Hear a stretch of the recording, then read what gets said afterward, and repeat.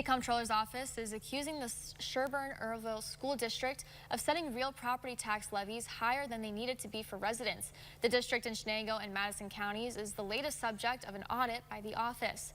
The office says tax levies were higher because the district did not properly manage fund balances and reserves. The Comptroller's office says that by continually overestimating appropriations, officials are not presenting the district's spending plan in a transparent manner to taxpayers.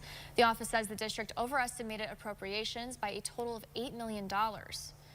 And district officials responded to the report in a letter saying that while the district does not dispute the findings, they feel that the report fails to cite the, quote, volatile economic climate that the district has been operating in since the COVID-19 pandemic. They also say the district believes that at no time did it ask taxpayers for more funding than what was acceptable and disagrees with the comment that real property tax levies were higher than needed.